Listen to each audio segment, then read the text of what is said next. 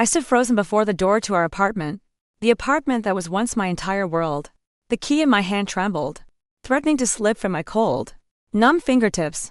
My vision blurred, as if a thin veil of tears was obscuring the scene before me. But even so, I saw it clearly, so clearly it was a physical ache in my chest. On the welcome mat in front of our door, there was a pair of bright pink sneakers. They were obviously for a little girl, significantly smaller than the shoes belonging to Leo, my son. Beside them sat a designer handbag, its leather gleaming under the hallway light. It looked utterly out of place on the cartoon print mat we had picked out together. My heart hammered against my ribs like a war drum. A roar of thoughts filled my head, drowning out everything else. I swallowed the bitter taste in my mouth, gathering every last shred of courage I possessed. And I rang the doorbell to my own home. The faint sound of music from inside stopped abruptly. I heard the soft patter of footsteps approaching the door. The click of the deadbolt unlocking was a gunshot in the suffocating silence. The heavy wooden door swung inward. Standing there was a woman I had never seen before in my life. She was beautiful, so beautiful I forgot to breathe. Her hair was perfectly styled, her makeup flawless. The expensive dress she wore accentuated her fair skin. In her arms, a small girl was nestled, her bright, curious eyes peering at me. The woman's gaze swept over me from head to toe. It was a flat, cold look, yet it held a strange authority that made me feel small and insignificant. Then, she spoke. Her voice was terrifyingly calm. "Can I help you?" 1 week earlier, the rich aroma of herbs and slow-cooked beef filled our small kitchen. I gently stirred the pot roast, a contented hum escaping my lips. It was Kevin's favorite meal. This picture of a simple, warm family life made my heart swell. We had been married for 15 years. Our love might not have the fiery passion of the early days, but it was a deep, comfortable bond built on shared history and understanding. Our 2-bedroom condo in Chicago's Lincoln Park was my universe. Every corner, every inch, was steeped in memories. The photo from our wedding 15 years ago. A picture of our son, Leo, as a newborn.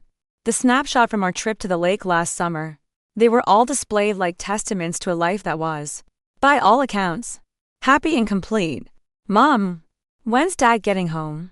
Leo, my 12-year-old son, wandered into the kitchen. He peeked into the pot, his eyes lighting up. My little boy was growing up so fast, almost as tall as me now. "Should be any minute. Sweetie, go wash up. The roast is almost ready."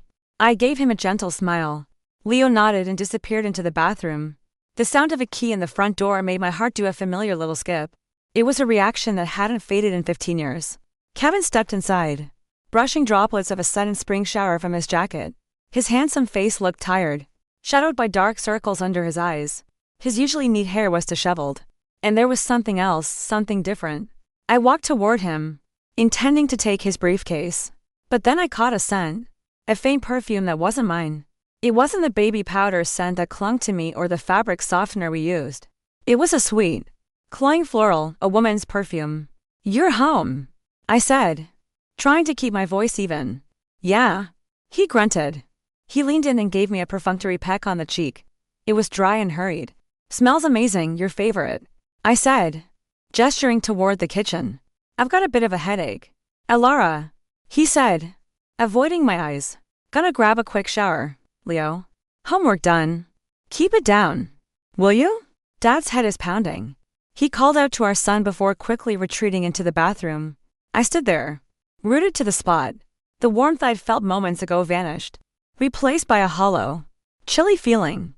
The woman's perfume lingered in the air, 1,000 tiny needles pricking at the fabric of my trust. Dinner that night was unusually quiet. Kevin barely spoke, keeping his head down as he ate, offering one-word answers to my questions. His phone, which he was usually glued to, checking work emails or showing us funny videos, lay face down beside his plate. He seemed desperate for the meal to be over. "Dad," Leo broke the silence. "Remember you promised to take me to see that new movie? The superhero one that just came out. You said we'd go this weekend." "Oh, right? How about next weekend, buddy?" Kevin replied, not looking up. "But next weekend is Grandma Eleanor's birthday," Leo countered. "She's turning 75. There was a precocious intelligence in my son's voice. Kevin froze. He looked up, his eyes darting from Leo to me. A flicker of panic crossed his face, the look of someone caught in a lie. "Kevin, Are you sure you're okay? I finally asked. You've been acting strange all day. And I don't recognize that perfume on you. It's nothing. Just tired. Work has been crazy, he said defensively, then quickly changed the subject. The perfume must have been from a coworker. She just bought it. The smell is obnoxious. He pushed away his plate. The pot roast barely touched. I'm not hungry. I'm going to go lie down. Leo watched his father's retreating back, then turned to meet my eyes. His were full of questions. I could only offer a weak smile. But inside my heart, a storm was brewing. That night, I couldn't sleep. I tossed and turned, listening to the steady rhythm of Kevin's breathing beside me. My own mother's words echoed in my mind from her last visit. She had been helping me with the dishes while Kevin watched TV. Alara, why doesn't Kevin ever help with the housework? She had asked quietly. A good man respects his wife, shares the load. I had defended him then. Oh, Mom, every family is different. But Kevin must have overheard. After she left, he'd said irritably, your mother loves to tell us how to live. Doesn't she? Maybe she should draw up a chore chart for us. This is our family. We'll manage it our own way. It was the first time he had ever spoken ill of my mother, and it had left a small, bitter residue in my heart. I slipped out of bed and went to the window. Rain streaked down the glass, the city lights of Chicago blurring into a watercolor painting. I stared at my reflection, a woman who had dedicated 15 years to her family. But now, she wasn't sure if the world she had so carefully built was still standing on solid ground, or if it was riddled with invisible cracks, just waiting to collapse. Still awake. Alara. Kevin's voice behind me made me jump. Couldn't sleep. I answered softly. He came to stand beside me, his hands clasped behind his back in a gesture that seemed stiff and unnatural. Alara, about Mom's birthday. He began. His voice strained. This Sunday, she's turning 75. I know, I said, my brow furrowing in confusion. I already got her a gift. Remember that vintage serving platter she loves? And I ordered her favorite coconut cream cake from that bakery she likes. I laid out the details, watching for his reaction. He remained impassive. Yeah, that's great, he finally said. He turned to me, and there was a strange look in his eyes, guilt, or perhaps fear. I couldn't be sure. Listen, Alara, the party, it's just going to be her old friends from the neighborhood and Carol. Mrs. Gable, you know the type. He tried to make his voice gentle. All they talk about is their health problems. Prescription drugs. The price of groceries, you know how boring it gets. How about this? Why don't you take this weekend and go visit your mom in Wisconsin? Get a little break. A change of scenery. I stood there as if I'd been turned to stone.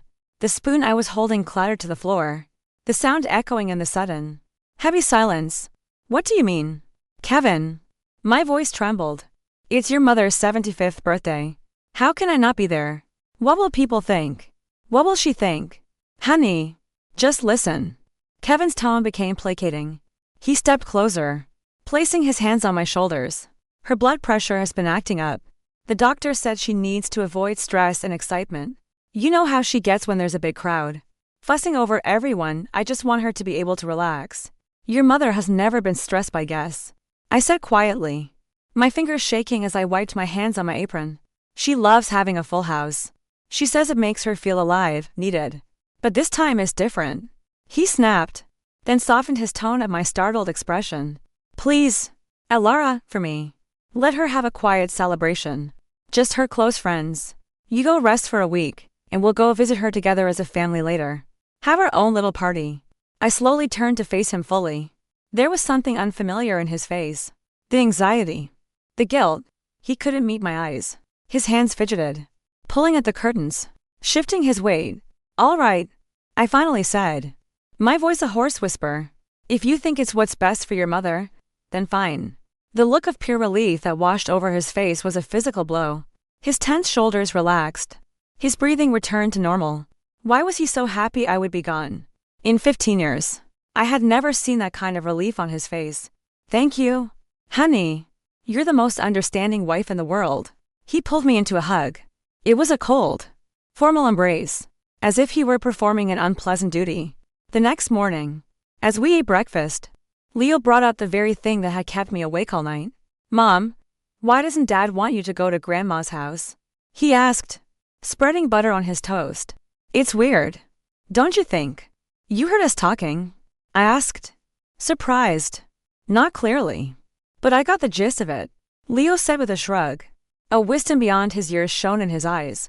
It's really weird. Grandma Eleanor always says you're like the daughter she never had. That she got to choose you herself. She says any party without you isn't a real party. I sat down next to him. His words twisting the knife in my gut. Listen. Leo, sometimes adults have to make decisions that seem strange. But everything is okay. Don't worry. Mom. Leo said. His voice serious. You know last night, when I went to say goodnight to Dad? He forgot my name. I froze. My heart dropping into my stomach. He said, "Good night, Max." But my name is Leo. Mom. Max is the name of his coworker's son. Later, as I was packing a bag for my trip to Wisconsin, or at least, to make Kevin think I was, I decided to wash the suit jacket he'd worn the day before. Leo's words were a relentless echo in my mind. Every little detail now seemed suspicious. I reached into the suit pocket to check for anything he left behind. And I found it. A crumpled receipt from a hotel. The paper was wrinkled, as if someone had meant to throw it away and forgotten. My heart pounded. My hands shook as I carefully unfolded it. The Vineyard Retreat. Napa Valley. Deluxe King Suite. Ocean View, 2 nights. The amount charged. It was more than our entire family's discretionary budget for a month. And at the bottom, in small but clear print, add-on package, candle at dinner, rose petal turned down, champagne. Number of guests, 2. The date on the receipt was from the previous weekend. The weekend Kevin told me he was at a work conference in Denver. But this hotel, it was in the opposite direction of Denver. I sank onto the edge of the bed. The receipt clutched in my fist. The room spun around me. A candle at dinner, roses to guests in a luxury suite. All the puzzle pieces were now snapping together into a horrifying picture. Kevin wasn't just tired from work. He hadn't just accidentally picked up a coworker's perfume. He was hiding a terrible secret. And that secret was about to shatter my entire world. I knew what I had to do. I was going to Eleanor's party. Not to make a scene, but to find the truth. I would go as the loving, concerned daughter-in-law. And if my suspicions were true, if Kevin was cheating on me, then I was ready to face it. Because living in this suffocating darkness of doubt was more painful than any ugly truth. I sat on the bus heading out of Chicago. The gray cityscapes and budding spring leaves blurring past my window. My mind wasn't on the scenery. It was consumed by the suspicions gnawing at me. For weeks, Kevin had been different. More frequent business trips. He was forgetful, irritable, distant. The day before, when his colleague P called and was surprised to hear Kevin had taken time off for a family matter, my husband had stammered and quickly ended the call, blaming a bad connection. Something is wrong. I whispered to my reflection in the window. Something is very, very wrong. I spent a restless evening at my own mother's house in Wisconsin. The old lake house was just as I remember at his ceilings. Polished with floors that creaked with every step. The scent of my mom's baking. It was a place that had always felt like a sanctuary. But now, even its familiar warmth couldn't soothe my turbulent heart. I told my mother about Eleanor's party. About Kevin's strange request for me to stay away. That's odd. Honey, she said, shaking her head. She was a woman with wise, kind eyes and silver hair braided neatly down her back. I saw Eleanor at the doctor's office last month. She couldn't stop praising you. Getting a Lara for a daughter-in-law was like gaining a new daughter. That's what she said. Maybe I'm just overthinking it. Mom, I said uncertainly, clutching a mug of hot tea. Or maybe, my mom said softly, pushing a plate of shortbread cookies toward me. Your intuition is telling you exactly what you need to know. A woman's gut feeling, it's not magic. Honey, it's generations of experience. Whispering to you. If your heart isn't at peace, there's usually a reason. On Saturday morning, I woke with a firm decision. I would buy a bouquet of flowers, white hydrangeas. Eleanor's favorite 10 go to her home. I would surprise her. What could possibly be wrong with a daughter-in-law wanting to wish her mother-in-law a happy birthday? Maybe Kevin really was just being overprotective. Maybe I had invented this whole drama in my head. But the hotel receipt in my purse felt like a burning coal. At a flower shop near Eleanor's condo, I carefully selected the largest, freshest bouquet of white and blue hydrangeas. They smelled sweet and clean, like fresh rain. Eleanor always said they were flowers of grace and heartfelt emotion. As I walked up to the 4th floor of the familiar brick building, my heart hammered in my throat. Why was I so nervous? It was just a visit. But a voice deep inside me whispered, "After this, everything will change. Your life will be divided into before and after you ring this bell." I stopped in front of the familiar dark brown door. Number for B. I took a deep breath and pressed the buzzer. The sounds from behind the door made me frown. I heard voices, laughter, many voices. All happy. Faint music, the clinking of glasses. This was not the sound of a boring party for the elderly. This was the sound of a joyful, lively family celebration. The door opened, and there stood Eleanor. She was radiant in a royal blue silk dress, her hair coiffed beautifully, her face flushed with happiness. She looked healthy, vibrant, not a trace of a sick woman with high blood pressure. "Elara!" she exclaimed, her face a mask of utter shock. "Honey, what are you doing here? Kevin told me you were at your mother's in Wisconsin for the whole week. I came to wish you a happy birthday," I said, handing her the bouquet. I could feel my cheeks burning, my throat dry. "Happy birthday, Eleanor." Eleanor took the flowers with a trembling hand. Over her shoulder, I could see a dining table laden with food, guests in festive attire, balloons floating near the ceiling, and not a single one of them was a boring old person as Kevin had described. They were middle-aged colleagues, neighbors, cousins, and their families. "And where's Kevin, dear?" she asked, her voice filled with confusion. "He told me he had an emergency meeting at the office, said he'd try to come later." And in that instant, I knew my marriage was ending. Right here, on the welcome mat of my mother-in-law's home, with a hotel receipt burning a hole in my purse. I understood that 15 years of marriage, of trust, of shared plans and hopes, it was all built on a foundation of lies. Kevin had lied about his mother being sick, lied about the boring guests, lied about his emergency meeting. And if he could lie about all of that, he could lie about anything. The business trips, the late nights, the romantic dinner at a hotel in Napa Valley. "Elara, honey, come inside." "Come in," Eleanor said, grabbing my arm and pulling me into the room, as if afraid a neighbor might see her daughter-in-law standing lost and abandoned in the hallway. What on earth is going on? Inside, the party was in full swing. Guests chatted and laughed, clinking glasses. None of them were the gossipy old folks Kevin had described. Just normal people, at a normal family celebration. "Eleanor, where is Kevin?" I asked quietly, my hands shaking as I took off my shoes. "That's what I'd like to know." She sighed, a weary note in her voice. "He called an hour ago, said he was stuck in a critical meeting. A meeting on a Sunday. I've never heard of such a thing. Said he tried to make it for the cake." I felt something inside me snap. A critical meeting on a Sunday. Another lie, added to my husband's growing collection. "And what did he say about me?" I asked, forcing my voice to remain steady. "Just that you had to go to your mother's, some urgent family business there." Eleanor looked at me searchingly. "Elara, dear, tell me honestly.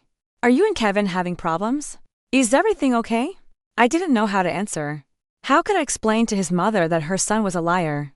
That he had forbidden his own wife from attending her birthday party for reasons he'd fabricated?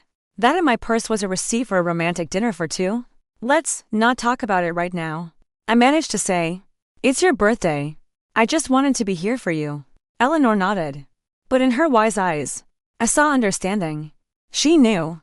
She knew something was terribly wrong. At the dinner table, I was given the seat of honor next to the birthday girl. Guests greeted me warmly. Everyone here knew and loved Kevin's wife. One of the neighbors, Judy, even gave me a hug. "Elara, honey, I'm so glad you could make it. We were worried something was wrong when we heard you might not come. A party's not a party without you." "And where's that husband of yours?"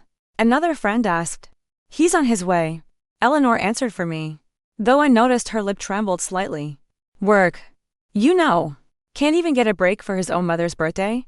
Throughout the party, I tried to make conversation, to smile, but my mind was a million miles away. Every few minutes, I glanced at my phone. No calls from Kevin. No texts. It was as if he'd vanished. "Eleanor," I asked quietly during a lull in the conversation, "lately, has Kevin been calling you often?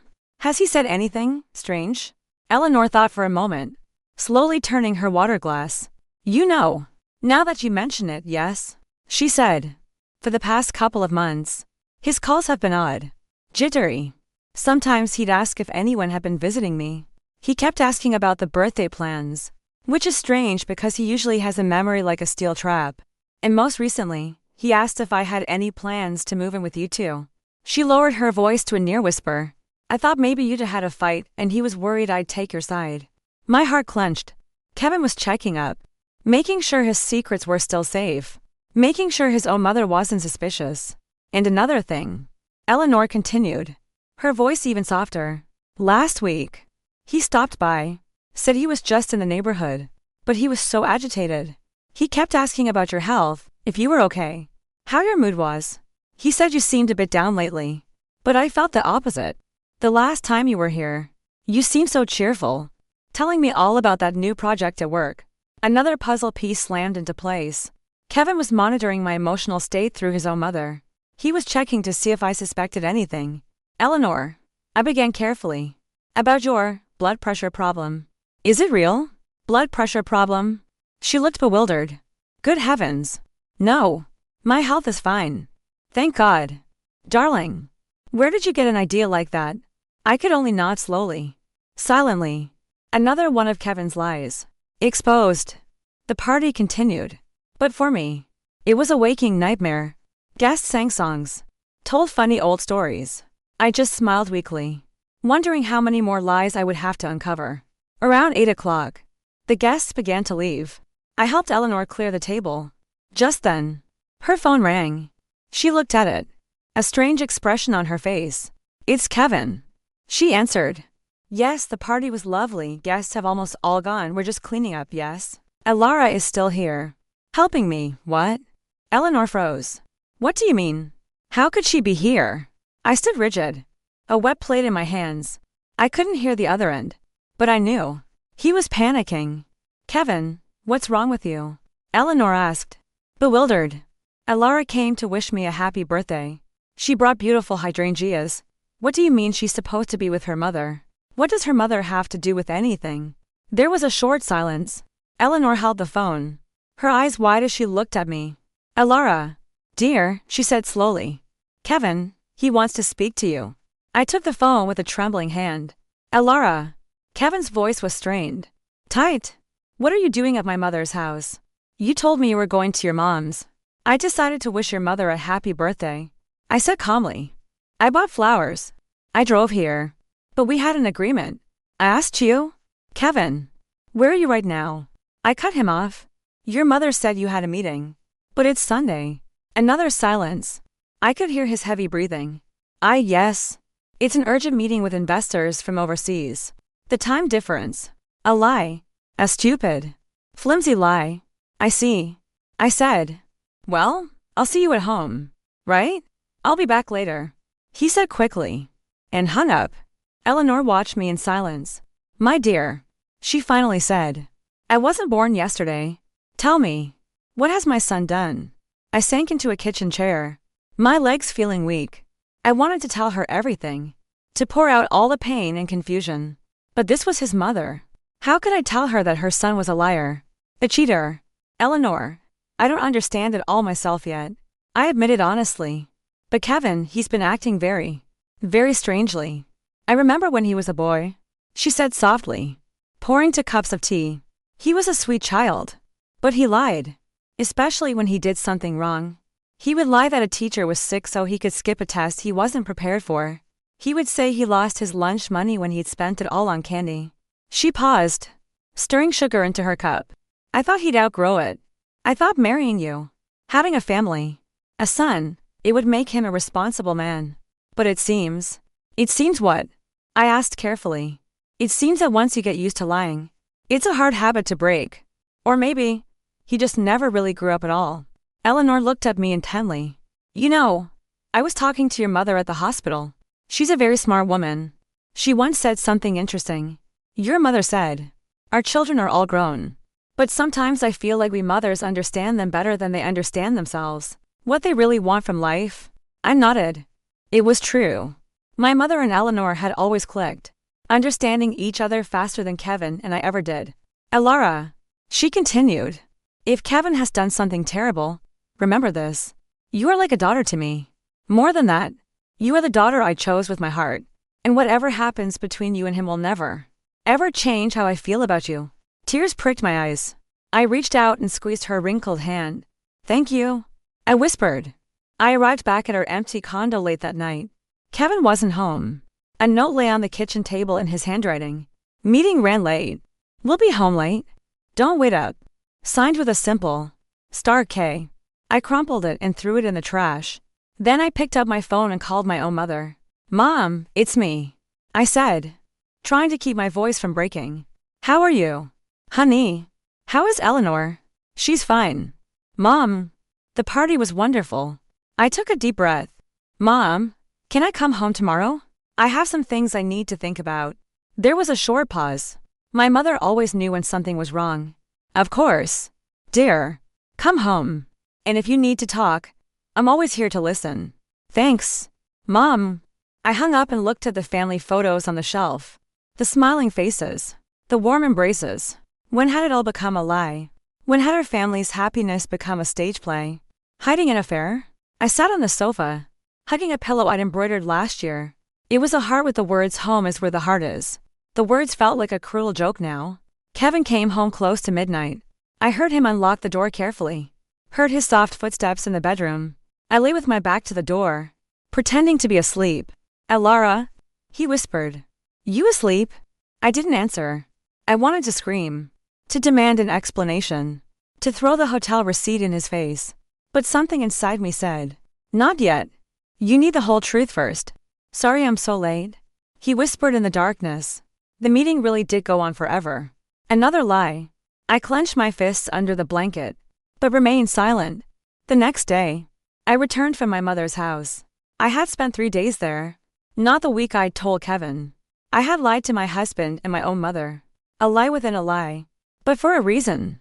I couldn't live in this uncertainty any longer. My mother, with her quiet wisdom, hadn't pressed for details, but I felt her support in every look, in every cup of tea she offered at just the right moment. When I told her I was going back to Chicago, she simply nodded. "Honey," she said as I was leaving, "remember, no matter what, you can always come home. But most importantly, don't lose yourself. You are a strong woman. You can handle any truth." The bus dropped me off near our condo around 7 in the evening on a Wednesday, a normal time to get home from work. No one would be surprised. I walked slowly up the stairs, bracing myself to face my husband, to play the role of the unknowing wife one more time. But on the second floor, I stopped. The hallway was filled with a woman's perfume I didn't recognize. The same sweet vanilla scent I'd smelled on Kevin days ago. It hung in the air, growing stronger with every step I took. My heart began to pound. I slowed my pace, listening. On our floor, outside our apartment door, I could hear voices. A woman's voice, and a child's laughter. When I reached our landing, I froze. Outside our door were things that did not belong to us. A woman's expensive leather handbag, a pair of bright pink sneakers, a child's size, much smaller than Leo's, and a floral patterned suitcase. I pulled out my keys with a shaking hand. But in the lock, another key was already inserted from the inside. Someone was home, and they weren't trying to hide. I rang the doorbell to my own apartment. The voices inside fell silent. I heard footsteps, the sound of a key being removed. The door opened, and there stood a stranger, a woman in her early 30s. She was beautiful, polished, dressed in an expensive dress with professional makeup. She looked at me with mild surprise, but not a hint of shame. "Can I help you?" she asked, making no move to let me into my own home. "This is my home," I said, my voice barely a whisper. "Who are you?" "I'm Jessica," the woman said with a small smile. "And you must be Elara. I've heard so much about you." Behind Jessica, a small girl of about 7 appeared in the hallway. She had large brown eyes and curly light brown hair. She looked at me with open curiosity. "Mommy, who's that lady?" the girl asked in a clear voice. "That's Aunt Elara. Mia, the one Mommy told you about." I felt the floor drop out from under me. In my house, a strange woman and a strange child were standing, talking as if they owned the place. "Where's Kevin?" I finally managed to choke out. "Oh, Kevin. He just ran down to the store to get some milk for Mia," Jessica answered casually. "He should be right back. Come on in. Don't stand in the doorway. Though I guess this is a bit awkward. We were just about to have dinner." I stepped into my own home like a guest. On the coat rack in the hall hung a man's shirt that wasn't Kevin's. On the shoe rack were a child's sneakers and a woman's high heels. I walked into the living room and stopped dead. On the sofa, where my son usually did his homework, was a pile of children's clothes, dresses, tights, toys. On the coffee table was a princess-themed sippy cup next to a coloring book. On the floor lay a doll in a frilly dress and a set of crayons. "Make yourself at home," Jessica said, following me in. "We won't be staying long. Kevin said you had a spare room, so we figured we could crash here for a few days." "A spare room?" I repeated numbly. "Yes. The kids' room. It's empty, isn't it? Since your son is away at camp." "Leo, they were planning to put another child in my son's room." "Listen, Jessica," I said, struggling to keep my composure. "You need to explain to me what is happening. Who are you? And what are you doing in my house?" Jessica sat down in a chair. Kevin's chair and crossed her legs. There was no awkwardness in her posture at all. "I thought Kevin would have told you," she said with feigned surprise. "Mia and I are moving to the area. The schools here are excellent, and it's important for my daughter to get a good education. And while we look for a place, Kevin offered for us to stay here." "Your daughter," my throat was sandpaper. "Of course. Mia is my daughter with Kevin. She's 7. Has he really not told you anything?" The room tilted on its axis. 7 years. That meant this affair started when my son, Leo, was only 5. Back when we were still talking about having a second child. Back when he swore to me that all he wanted was a big family. "Mommy, I'm thirsty," the little girl whined. "I know. Sweetie, Daddy will be back with your milk any second." Just then, the sound of a key turned in the lock. The door opened. Kevin's voice floated down the hall. "Jess, I got Mia her milk and some cookies." His voice trailed off as he appeared in the living room doorway, grocery bags in hand. His face went white. His eyes widened in absolute shock. "Alara, you were supposed to be back on Friday," he stammered. "Change of plans," I said dryly. "As you can see, Daddy," the little girl cried happily, running to him. "You got my milk." Kevin absently patted the child's head, his horrified gaze still locked on me. There was confusion, fear, and irritation. Yes, irritation. As if I were the one in the wrong for coming home to my own house. "Kevin," Jessica said, rising from her chair. "You didn't tell her, did you?" "This is very inconvenient." I was going to." He mumbled. "Explain what?" My voice was unnervingly calm. "That you have a daughter with another woman? That you've hidden her for 7 years? Or that you moved them into her home without telling me?" "Alara, look," he started. But Jessica cut him off. "Wait," she said sharply. "You really don't know anything? Kevin, you promised you would have this settled with your wife." "Settle what?" I felt rage finally begin to boil inside me. "That Mia and I would stay here for a month or 2. Until we found our own place," Jessica said, as if it were the most normal thing in the world.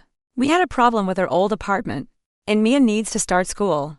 As her father, Kevin has a responsibility to provide a stable environment for his daughter." "As her father," I repeated. For the last 7 years, he was a father only to Leo. And now, suddenly, and he's barely paid a cent in child support all these years, Jessica added coolly. He just kept making promises, putting me off. First, it was family debts, then problems at work. Always something. Over 7 years, the debt has grown to over $40,000.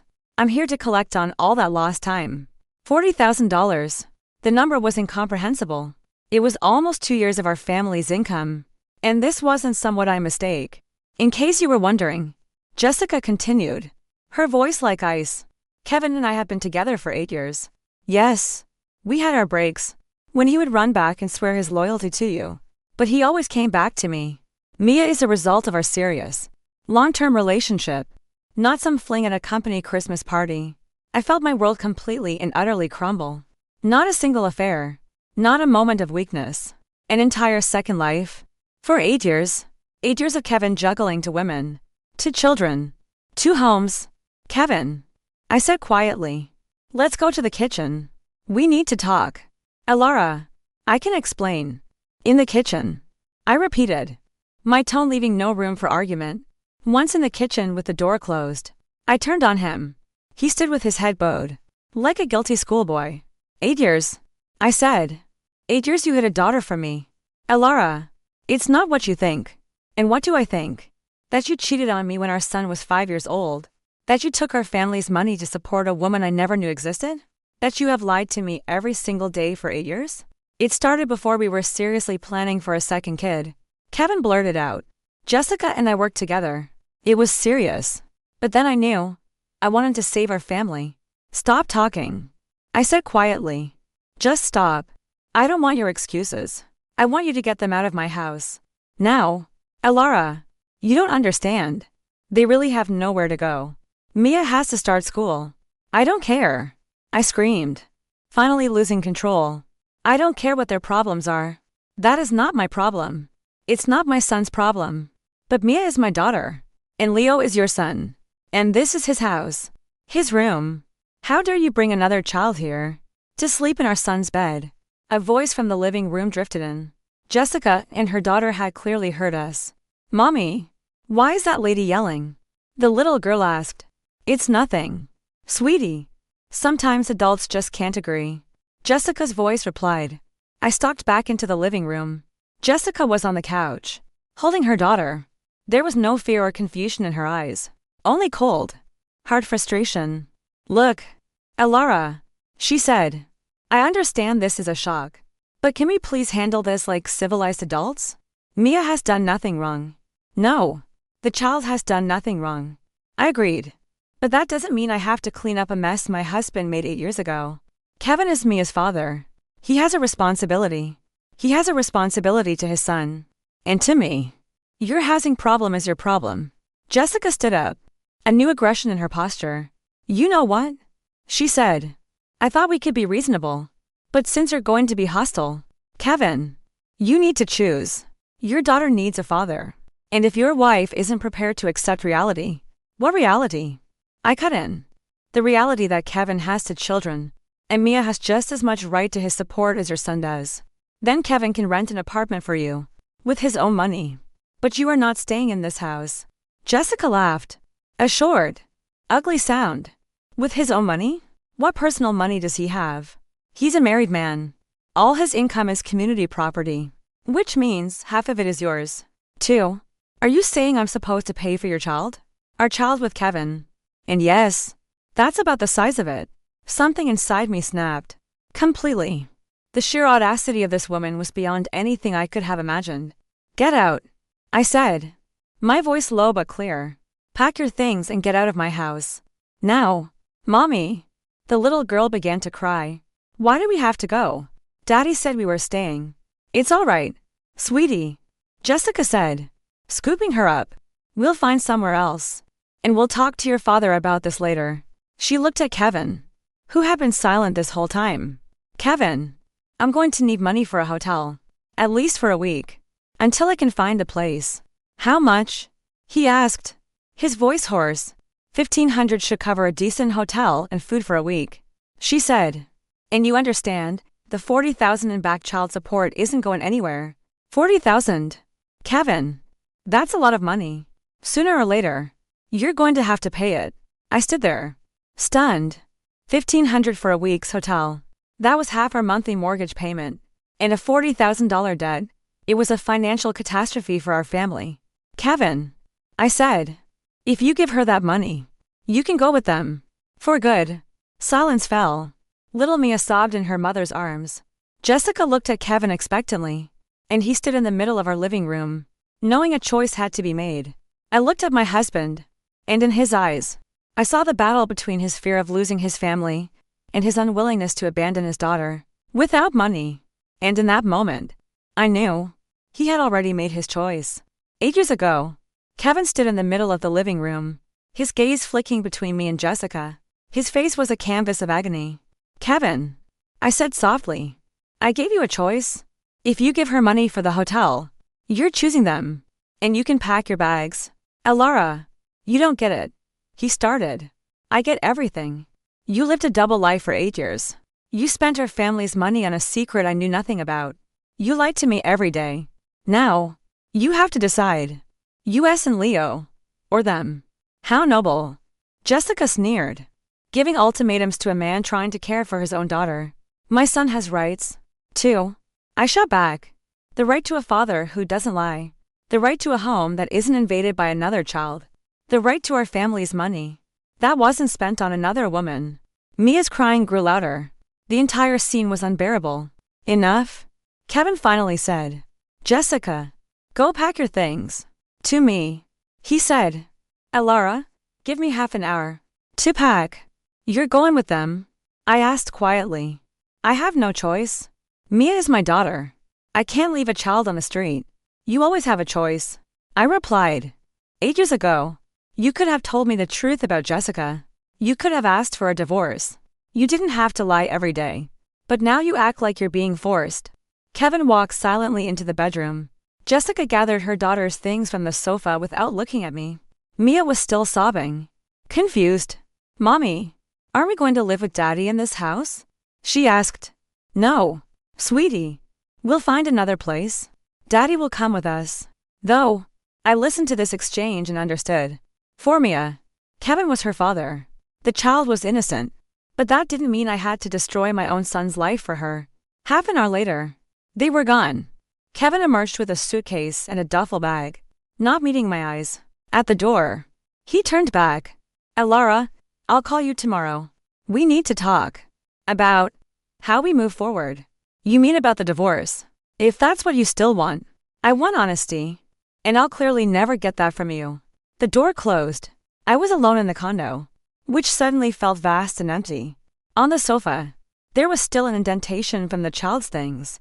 On the carpet, a few cracker crumbs, the traces of another life in my home. I sank into a chair and finally let myself cry. It was the first time in days I had truly wept. Not from anger, not from self-pity, but from grief. 15 years of marriage. Over. My family. Shattered. And Leo. Leo would become a child of divorce. He was coming home from camp in 3 days. And I would have to explain to him why his father was gone. How do you tell a 12-year-old boy that his father has another family? That his father chose not to be with him anymore? The phone rang. Breaking the silence. It was Eleanor. Elara. Dear, what's happened? Kevin stopped by to pick up some things. He said you'd had a fight. I took a deep breath. His mother deserved the truth. Eleanor. Kevin has a daughter with another woman. She's 7 years old. He's been hiding it for 8 years. A long silence stretched on the other end of the line. Dear God. She finally whispered. Elara. Honey. You come here right now. Don't be alone. Thank you. But I think I need to be here for a bit. To think. All right. Dear. But if you need anything, call me anytime. And Elara, I am on your side. No matter what my son says. After hanging up, I felt a little stronger. The next day passed in a blur. I called in sick to work. I cleaned the condo. Did laundry. Cooked. Anything to keep from thinking. But the thought kept returning. How do I move forward? That evening, Kevin called. Elara, we need to meet. Talk calmly. What is there to talk about? You made your choice. I want to explain. There is no explanation for 8 years of deceit. But we have to sort things out. The condo, child support for Leo. Child support. I laughed bitterly. You haven't paid support for Jessica in 7 years. You think you're going to pay me? Leo is my son. I won't leave him high and dry. Leo is the son you abandoned for another child. Remind me. What's the word for that? Elara. Please. Don't please me. Go live your life with Jessica. Go solve her problems. Leo and I will be just fine. I hung up. On Friday, my own mother arrived. My girl, she said, wrapping me in a hug. Eleanor told me everything. That Kevin is a no-good man. Mom, how am I going to tell Leo? He adores his father. You tell him the truth. Honey, an age-appropriate version. But the truth. Kids have better lie detectors than adults. What if he wants to be with his father? Then you don't stand in his way. But I believe my grandson is a smart boy. He will understand who truly loves him. That evening, Eleanor showed up unexpectedly. She came with pastries and a look of grim determination. Elara, I paid a visit to that Jessica, she announced, taking off her shoes. Why would you do that? I wanted to see the face of the woman who destroyed my son's family, and to meet my granddaughter. And Jessica and Mia are in a rental on the outskirts of town. An expensive one. Kevin rented a 2-bedroom for them. $3,000 a month. $3,000. That was more than half of Kevin's salary. And the child? Eleanor paused. She looks like Kevin. She looks like Leo. But she is spoiled. Jessica lets her get away with everything. Did you speak with Jessica? I did. She explained that Kevin needed to treat Mia as an equal to Leo. That they deserved a good life. That she was done hiding and taking scraps. And what did you say? What could I say? I told her my son was a vile man who deceived his wife for 8 years. That he wasn't a man. Just a coward who couldn't decide what he wanted. I looked at my mother-in-law, astonished. Eleanor was always so gentle. Now, she spoke of her own son with brutal honesty. Elara, she continued. I saw the way that woman looks at Kevin. She doesn't love him. He's a source of income. A father for her child. But not the man she loves. He's not a source of anything for me anymore. I said quietly. And rightly so. You're young. Beautiful. Smart. You can find a decent, honest man. Let's slow down. My own mother interjected. Let her get through this first. 3 women sat in the kitchen, drinking tea, talking about the future. Tim Motherson by birth, one by marriage uniting to support me. It was surprising and deeply moving. You know, ladies, Eleanor said suddenly. Tomorrow, I'm going to file for divorce from Kevin. What? My mother exclaimed. Eleanor, you're a widow. Oh, dear. My mother-in-law laughed. I meant Elara should file for divorce from my son. Kevin. Forgive me.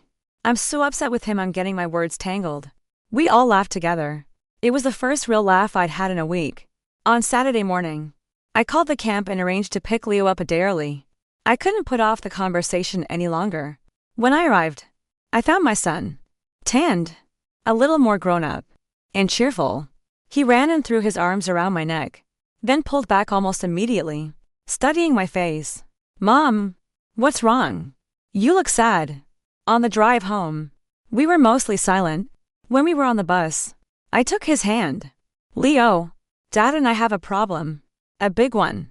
Did you have a fight? More than a fight. Honey, Dad isn't going to be living with us anymore. Leo was silent for a long moment, staring out the window. Where's he? With another woman. Sweetie, he has another family. Another family, his voice trembled. What does that mean? He has a daughter, named Mia. She's 7.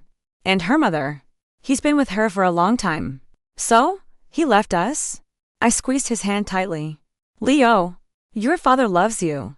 But he couldn't choose between his 2 families. So he decided to go be with them. And what about us? Are we a family anymore? We are. Sweetie, we are the most real family there is. Leo began to cry silently, trying not to let the other passengers see. I held him close. And I understood. He wasn't a little boy anymore. He understood everything. And he was hurting. Just as much as I was. Mom, will I still get to see him? If you want to. Yes. Then why didn't he tell me himself? Why did he make you do it? From the mouth of a 12-year-old boy. It sounded like a final judgment on his father. And I knew that Leo, too, had already made his choice. 6 months had passed since the day my world shattered. Spring had arrived. And the soft morning sun streamed into my kitchen. Where 2 women, an ex-daughter-in-law, and her mother-in-law sat sipping tea and reflecting. You know, Elara, Eleanor said, stirring her tea. I ran into one of Kevin's old neighbors at the market yesterday. He said Kevin moved again. Again? I asked. Surprised. What is that?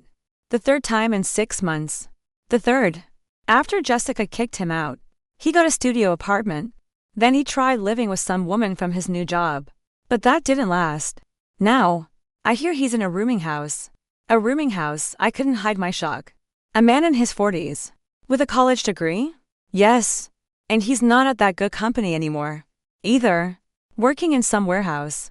Rumors he was fired from the office job over an issue with that same woman. I sipped my tea in silence. 6 months ago, this news would have pained me. We had shared 15 years.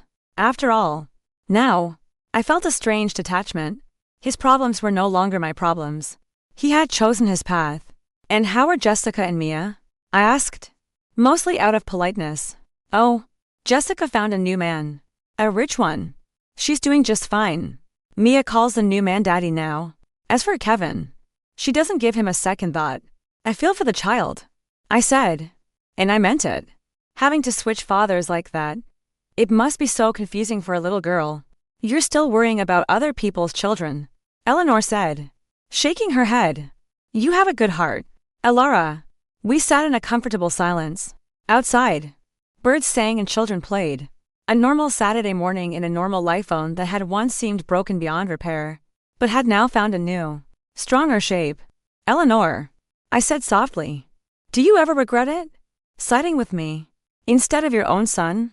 My dear, I sided with the truth, and the truth was on your side, she said, placing her wrinkled hand over mine. You know, over these months, I've realized something.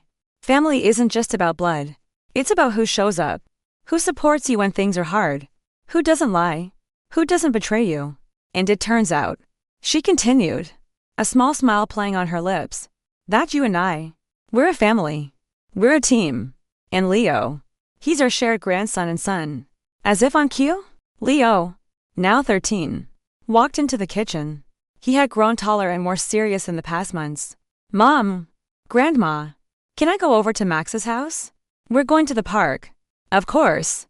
Sweetie, be home by 6. Okay. Grandma, are you staying for dinner? If your mother will have me. Of course she will. I smiled. I'm making your favorite shepherd's pie. Leo hugged us both and ran out. Eleanor watched him go. Her eyes filled with pride. Your son is growing into such a good young man. Responsible. Kind. Honest. Not like. Let's not compare him to his father. I said gently. Leo is his own person. You're right, dear. It's just that sometimes I wish Kevin was more like his son. Not the other way around. He still called sometimes. Mostly to complain about his life or ask for money. I had given him $100 once. He swore he'd pay it back in a week. That was 2 months ago. Eleanor knew better than to enable him. He's 40 years old, she'd said. It's time he learned to stand on his own 2 feet. That evening, as the 3 of us ate dinner, Leo told us about his summer plans. A coding camp. And then a week at his other grandma's lake house. And I want to get a part-time job, he announced. Max walks dogs for the neighbors and makes money. Maybe I could do that. Why do you need a job, sweetie? I asked. We have everything we need. I want to save up for a new computer, he said. And I want to buy you a birthday present. A lump formed in my throat. My son wanted to earn his own money to buy me a gift. That's not necessary. Honey, it is. Mom, you do so much for me. You work. You earn money. You buy me everything I need. I want to give you something back. From me. Eleanor beamed. Now that is a real man in the making. 13 years old and already thinking about taking care of his mother. After dinner, with Leo in his room doing homework, we were alone again. Elara, what about you? Eleanor asked carefully. Are you thinking about seeing anyone? Not yet, I said. I'm happy on my own. I have my son. A job I like. Plans. Goals. As for the future, who knows? If I meet someone good, someone honest, who loves not just me but Leo, then maybe. Why not? And what would this ideal man be like? I thought for a moment. Honest. That's the most important thing. No lies. No secrets. No double life. So I can trust him. Completely. You're right. After Kevin. Trust is everything. You know, Eleanor, I've learned something. It's better to be alone and true to yourself than to be with someone in a web of lies. These last 6 months, they've taught me the value of peace and honesty. Wise words. And I've learned that sometimes you lose a son, but you gain a daughter. And that daughter is worth more. We hugged. 2 women brought together by a family tragedy, forged into allies and friends. Elara, Eleanor said, I have something for you. She took a small box from her purse. Inside was a ring.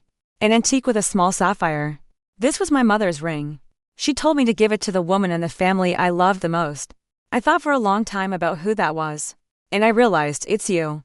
But Eleanor, I'm not your daughter-in-law anymore. You are my daughter. The one I chose. Not the one I was given. And that is more important. I slipped the ring on. It fit perfectly. As if it were made for me. A year after it all fell apart. The 4 of us, Leo, Eleanor, and my own mother sat in a cafe, celebrating my son's 14th birthday. For generations of a new kind of family. One built not on blood, but on love and support. Make a wish, sweetie, my mother said as the cake arrived. Leo closed his eyes, thought for a moment, and blew out the candles. What did you wish for? Eleanor asked. That we'll all stay together. Always. That Mom will be happy. And that everything we're doing will work out. It will. Sweetie, I said, hugging him, as the three of us walked home. Leo and Eleanor, the spring evening was warm. You know what I think, Eleanor said. Kevin thought that by leaving, he was making us lose something important. But in reality, he's the one who lost. He lost a real family, a loyal wife, a wonderful son, and the best mother-in-law in the world. He lost, I added. But we gained. A golden mother-in-law? Eleanor laughed. I think you are gold, Grandma, Leo said seriously. You chose us, instead of your own son. That's worth a lot. I chose the truth, my dear boy. And the truth is on our side. We walked down the street, and I thought how strange life was. A year ago, I thought my world had ended. Now, I understood that what had ended was a lie. The truth was stronger. I had a son who loved and respected me, a job that fulfilled me, two wise women who had my back, and most importantly, I had honesty. With myself, with my son, with those closest to me. This was true happiness, the ability to look in the mirror without shame, to know your child is proud of you, to be loved not out of duty, but from the heart. Kevin got what he strived for, freedom from obligation, and he ended up alone. And I got what I never knew I was looking for. But what turned out to be the most valuable thing of all, the right to be myself, and to love those who deserve it. Sometimes, a great loss is a greater gain. And sometimes, the end of one life is the beginning of a new one, truer and happier than before. The golden mother-in-law walking beside me was the best proof of all.